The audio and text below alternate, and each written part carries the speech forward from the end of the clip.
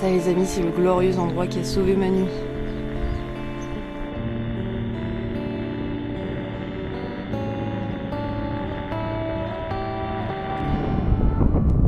Le vent s'est levé et il fait super froid.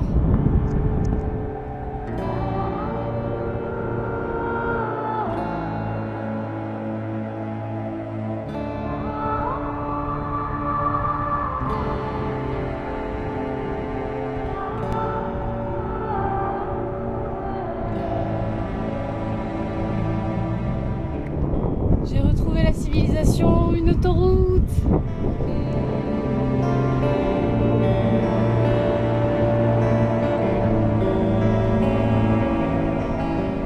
Changement de plan, j'ai trouvé une voiture pour faire du stop jusqu'à Eilat et finalement je vais essayer d'aller à Aqaba pour aller en Jordanie.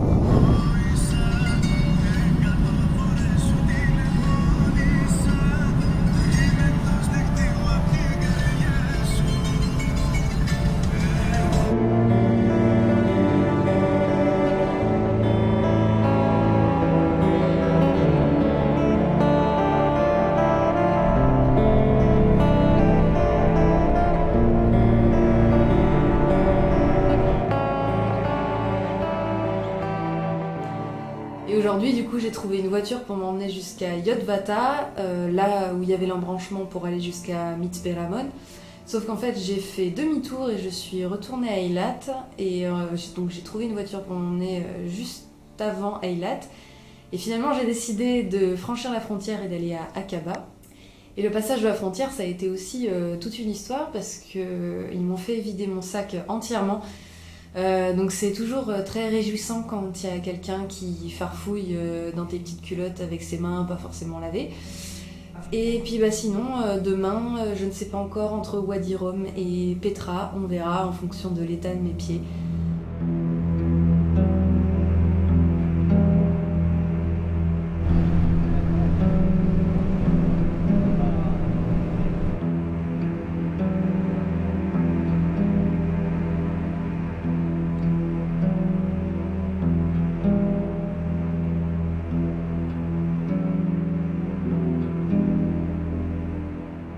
Je vais faire assez vite pour la journée d'aujourd'hui parce qu'elle se résume assez rapidement en fait. Je suis restée pas mal dans ma chambre d'hôtel ce matin à Aqaba. Il y avait une super ambiance avec la lumière du soleil, le vent qui traversait les rideaux. Ensuite donc, je suis partie pour prendre une navette pour aller à Wadi Rum, sauf qu'apparemment il n'y avait pas de navette aujourd'hui. Mais par contre 10 minutes plus tard il y avait une navette qui partait à Petra. Donc je l'ai prise et je suis allée, donc là je suis à Wadi Musa, donc la ville qui est juste à côté de Petra mais qu'on surnomme aussi Petra.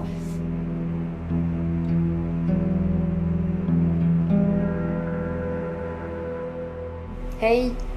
Aujourd'hui je voulais faire une vidéo un peu spéciale pour parler de ce que j'ai vécu quand j'étais à Timna Park en Israël et que je me suis retrouvée à marcher seule de nuit dans la montagne.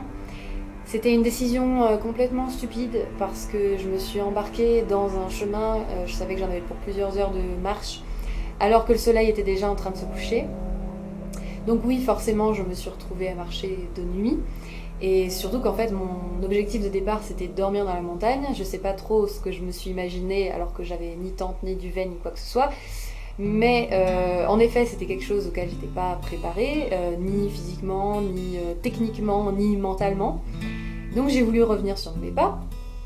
Sauf que revenir sur mes pas, ça voulait dire marcher de nuit avant de retrouver la civilisation et d'essayer de retrouver mon chemin et d'essayer de lire le marquage du chemin alors que je ne voyais pas à plus de 2 mètres avec la lampe torche de mon téléphone. Et du coup, je voulais parler de 2 moments en particulier qui me sont arrivés. Le premier, c'est justement, je marchais donc avec la lumière, avec la lampe torche de mon téléphone, et à un moment, je vois que le sol s'arrête. Et en fait, j'étais face à un énorme précipice, un canyon, puisque je voyais en face les montagnes qui se dessinaient dans la nuit. Et là, il y a un effet waouh. En plus, il y a une espèce de le vent qui s'engouffre. Et en fait, tu sens que c'est très très très profond, et en plus bon, j'ai lancé un caillou pour voir à peu près, et c'était vraiment vraiment très très haut, plusieurs dizaines de mètres je pense. Et j'étais au milieu au bord de ce ravin.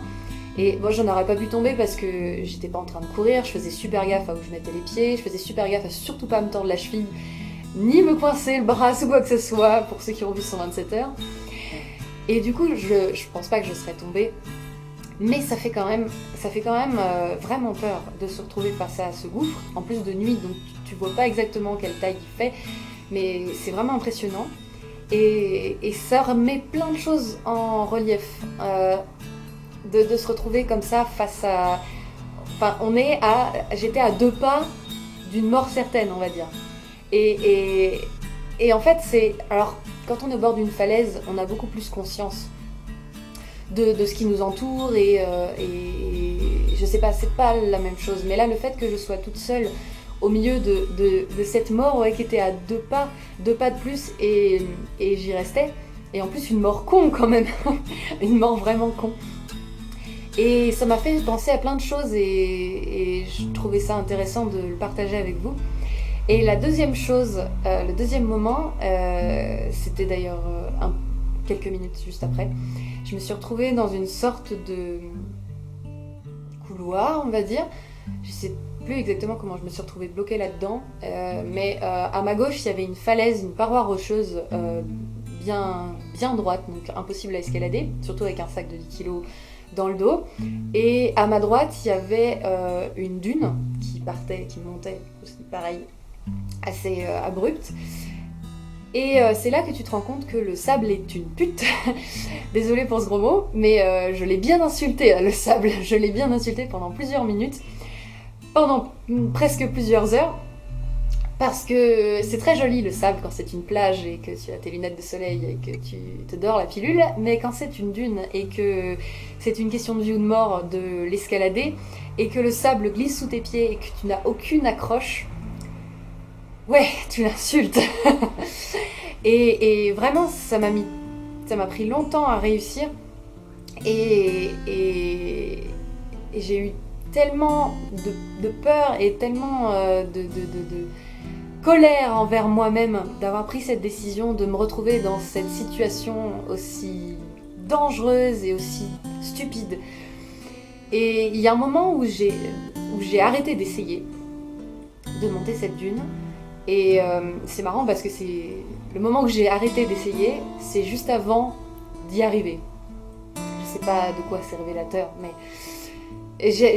j'en pouvais plus, j'étais à bout de nerfs, j'étais à bout de force.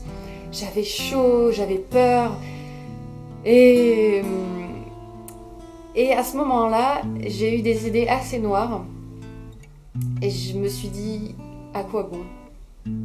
À quoi ça rime tout ça?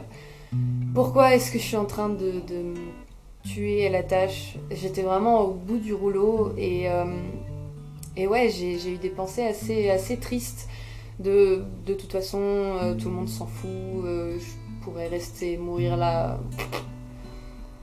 Et je suis désolée, j'espère que mes parents ne vont pas regarder cette vidéo et s'inquiéter de potentielles idées suicidaires. Ce n'est pas le cas, je suis très heureuse d'être là. Mais à ce moment-là, j'allais vraiment mal. Et en fait, quand j'ai réussi à monter cette dune, que j'ai réussi à trouver des points d'accroche et à escalader et à me retrouver de nouveau, en tout cas un peu plus en sécurité, même s'il me restait des heures, pour le coup, vraiment des heures de marche, jusqu'à retrouver un endroit pour pouvoir dormir. Le moment où j'ai réussi à monter cette dune, je me suis sentie tellement bien. C'est marrant comme ça fait... C'est monté, c'est descendu tout en bas et c'est monté tout en haut. Et le fait d'avoir réussi, je me suis dit, mais si en fait, j'en voulais, je voulais y arriver, et je me suis prouvé à moi-même que j'en étais capable.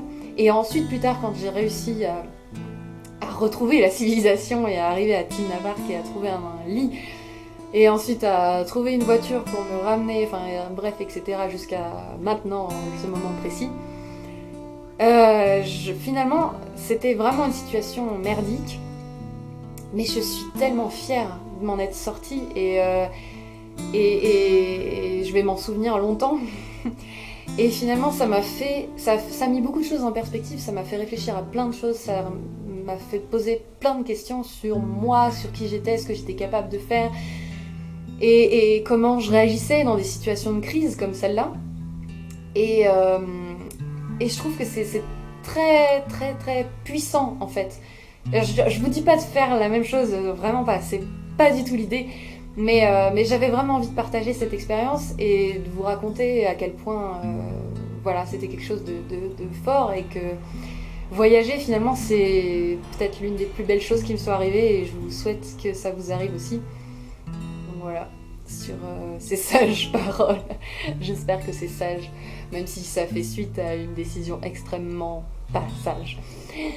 Donc voilà, je vous souhaite une bonne journée ou une bonne soirée et puis je vous dis à très bientôt.